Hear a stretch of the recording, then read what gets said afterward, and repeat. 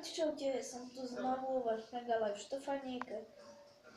Ešte stále som nachladený.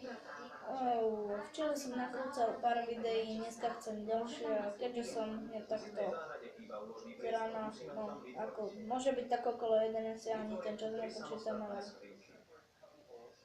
som jedne unavený a keďže na spánku nemám čas, tak to mám toto. Prvýkrát v živote. Niektorí viete, čo to je. Hej. Vidíte to? Vidíte? No. A ide o to, že chcem to skúšať. Mal som zatiaľ iba 2 druhy, ale to...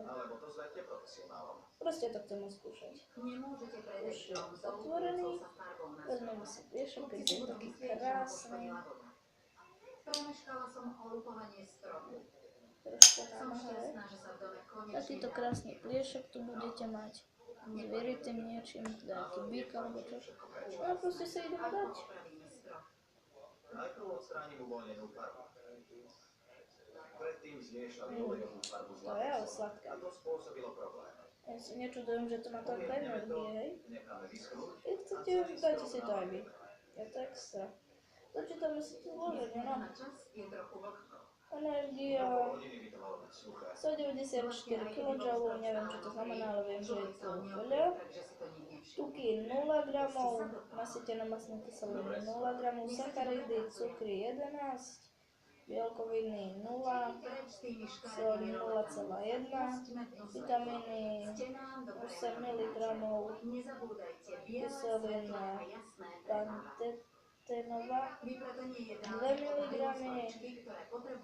vitamín B6 a B12 2 mg. Ja tomu veľmi neverím, ale veľmi mi to chutí.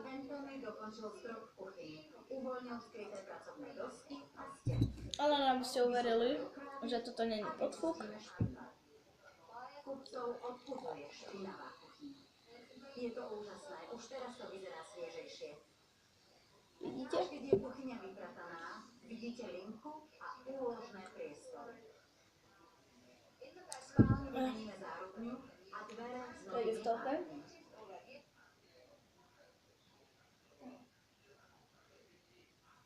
Nič.